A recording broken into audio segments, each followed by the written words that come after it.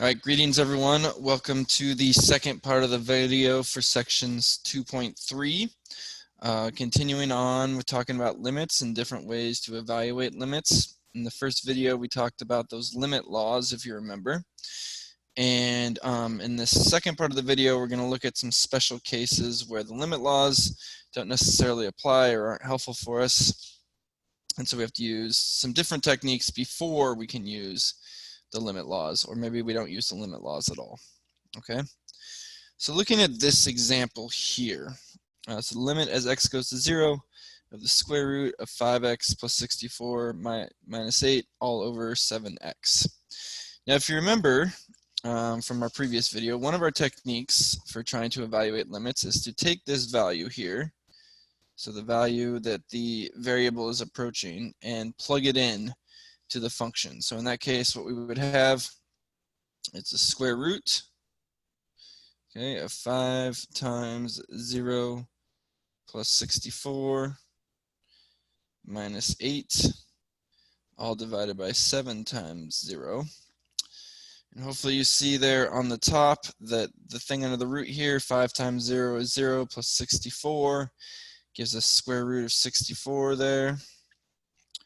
So I have square root of 64 minus 8, all divided by 7 times 0 is 0, and you probably already see a problem there. On the top, we have square root of 64 is 8 minus 8, so we end up with 0 over 0 here, which, as much as you may want to say that that's the same as 0, it's not, because we're dividing by the 0 there in the bottom, right? So this is something that's not allowed in math, so we can't get our answer that way. And if we tried to go through and use the limit laws, you know, break this into, say, the limit of the top divided by the limit of the bottom, we would still get something where we'd be dividing by 0, and that's not allowed. So there's got to be some other way to approach the limit here. So let's look at what that would be. And in this, we're going to make use of something that's called the conjugate. Okay, and some of you may have heard this term if you've studied complex numbers, so imaginary numbers, you hear this word conjugate. And I'm not going to give you a formal definition of it, but I will give you an example. So if I have something like the square root of x minus 7, well, the conjugate of that, I'm going to draw that in red, is going to be the same thing, except for rather than that minus there in the middle, we're going to make it a plus. Okay, so we just switch the sign in the middle. Another example, if we had something like 6 plus the square root of y, well, the conjugate of that would be 6 minus the square root of y.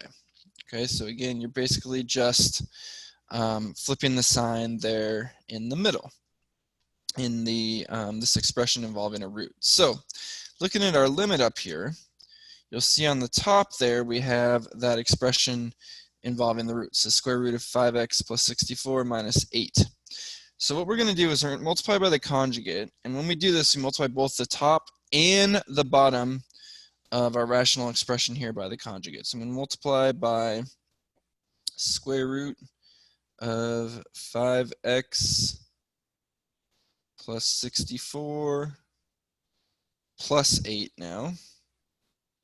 And do the same thing on the bottom, so square root of 5x plus 64 plus 8.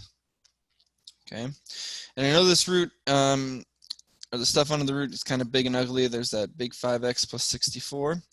But fear not, if you recall in our review of pre-calc, we did some examples like this. So looking up at the top here, we're going to do some sort of a FOIL, right? Do these two by one another, then this, and then this, and this. And when we do that just on the top, so doing square root of 5x plus 64 times square root of 5x plus 64, that will give us just 5x plus 64. And then we'll have the root 5x plus 64 times the plus 8, so a plus 8 times square root of 5x plus 64. And then multiply the inners, so negative 8 times square root of 5x plus 64 gives us negative 8 times the square root of 5x plus 64. And the minus 8 times the positive 8 gives us a minus 64. So that's the top now. Divided by, on the bottom, for right now, we're just going to leave this as 7x times the square root of 5x plus 64 plus 8. And let's see, on the top there, hopefully you notice there's some terms that cancel. So we have this 8, positive 8 times the square root of 5x plus 64, and a negative 8 times the square root of 5x plus 64. So those two are going to cancel because it's the same thing. Here we also have the plus 64 and the minus 64, so those will cancel. And so on the top here, we're just left with the 5x. So 5x over, oh, excuse me, let me write that better.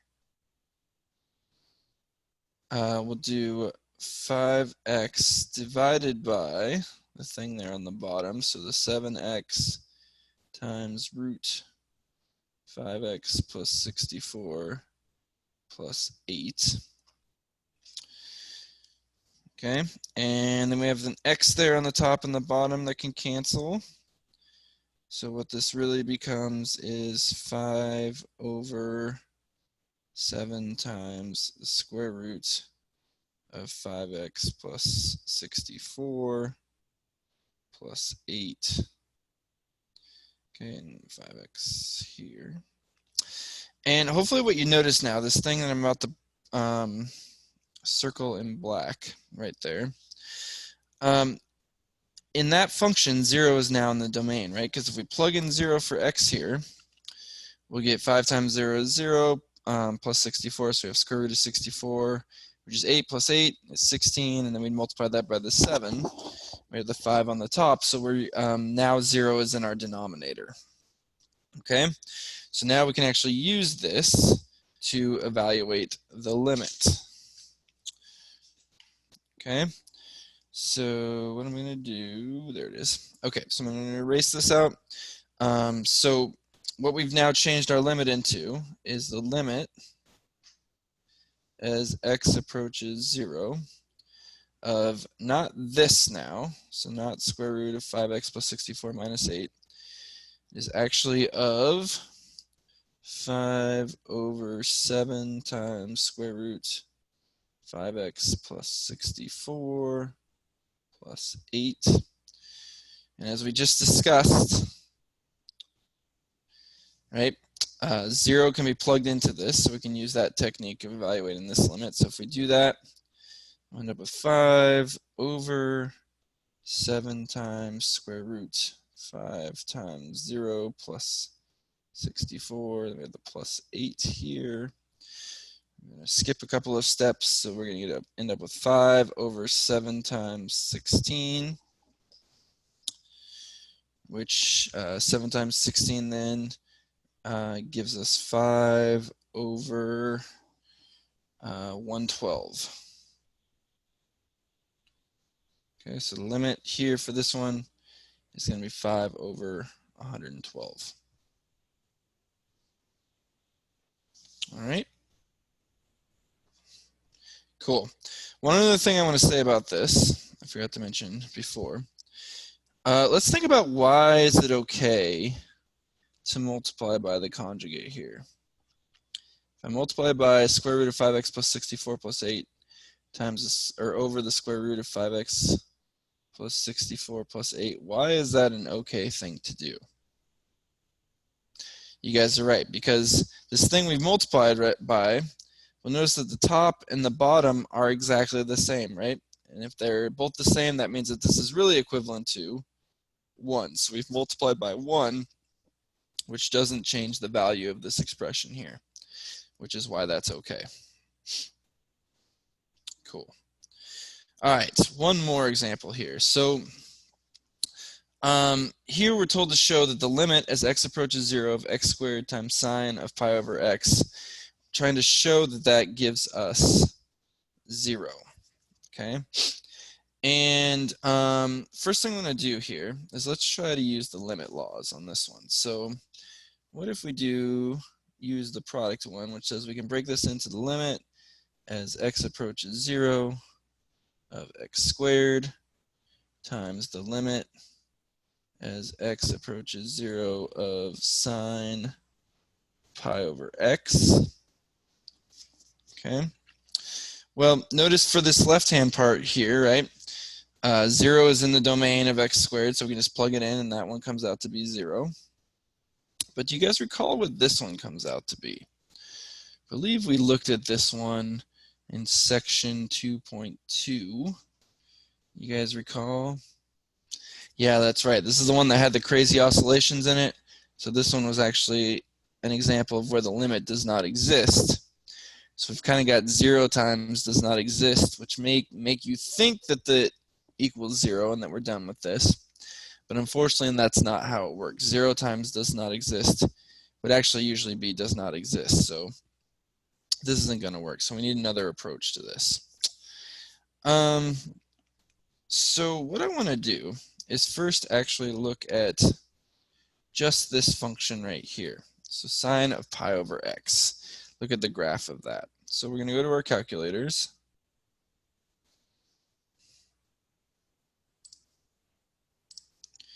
Okay, and I'm going to graph that. So you may recall we did this the other day.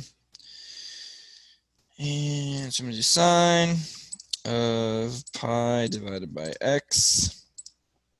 Graph it. And what I'm going to look for here is I want to know what values the graph goes between, because I know this is a trig function and often they oscillate between particular values, so I kind of want to try to figure out what that is for this. And first of all, the first thing I notice here is that the tails on the ends here, it looks like the output values are getting closer and closer to 0. Okay, and it looks like the max and min values really oscillates between are somewhere here in the middle. So what I'm going to do then is zoom in there. So I go to zoom 2 to zoom in. And when I look at this, can we see what values it seems to be oscillating between there? Yeah, I agree. It looks like it's going between, whoops, I missed there, but it looks like +1 on the top, -1 on the bottom there. Okay. And then off in the tails, as we go off this direction and this direction, it looked like the values were getting closer and closer to 0. So based on that, it seems fair to say that if we look at the function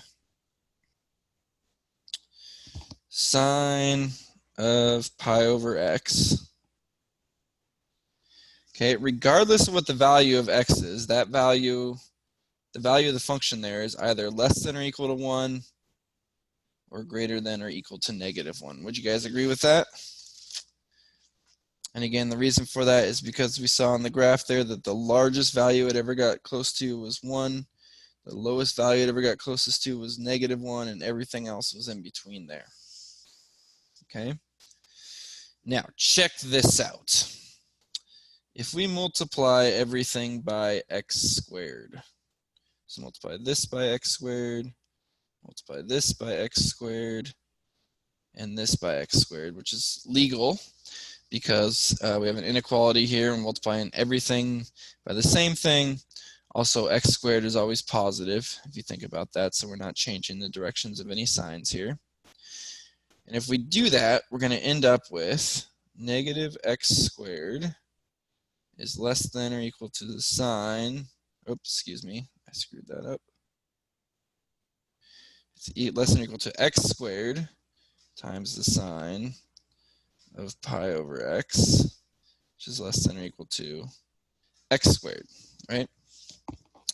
And again, what this is telling us then is that for any value of x, the output value for x squared times sine of pi over x is going to be in between what the output value is for x squared or what the output value is for -x squared.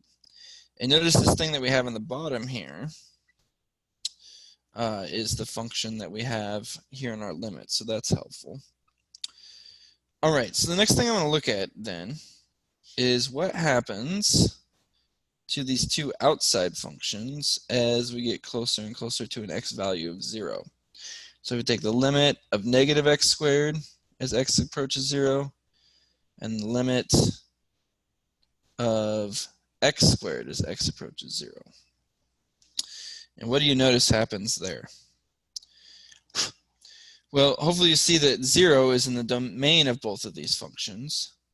So what we're getting in both cases is that the limits for both are 0. Okay. Well, using our inequality here, okay, this one, we can also write out these limits. And yeah, I guess I'll write it out. So we have the limit as x approaches 0 of negative x squared is less than or equal to the limit as x approaches 0 of x squared times sine of pi over x less than or equal to the limit as x approaches 0 of x squared. Well, we just saw that both of these things here are equal to 0. So what we've got then is that 0 is less than or equal to this limit, which is less than or equal to 0. So what does that tell us about this limit here? If it's either greater than or equal to 0 or less than or equal to 0, what do we know? You guys are right, that it has to be equal to 0, right? If it's greater than or equal to 0, but it's also less than or equal to 0, well, the only way you can have that is if you are equal to 0. Okay? Wasn't that fun? Yes, I agree. All right, so what did we just do? So what we just saw was an example of something called the squeeze theorem. And here's how the squeeze theorem works. If we have a function, in this case our function is f, that can be, for all values of x, the outputs are in between the output values, excuse me, for two other functions. So in this case it would be between g of x and h of x. And if we have that the limit as x approaches some particular value, or as inputs approach some particular value, of both of those outside functions are the same, so they both equal this thing we're calling L, well then what that tells us is the limit for the inside function, the one in the middle, exists, and that it's also equal to L. And I really like this visual here because it shows really what's happening, right? So this one here on the top, this would be like our function g of x. This one down here, this would be our h of x. So the blue one here is f of x. And notice for all three functions, for g of x as we approach whatever our value for x is as h of x, we approach whatever our value of x is, they're both converging to this point right here. Well, f of x has to be in between them through that whole point, and it has to be in particular in between them when they hit that point I've circled there. So that tells us the limit for that function is getting closer and closer to that point as well. Okay? Cool. That's all I have for you guys for today. Thank you for watching.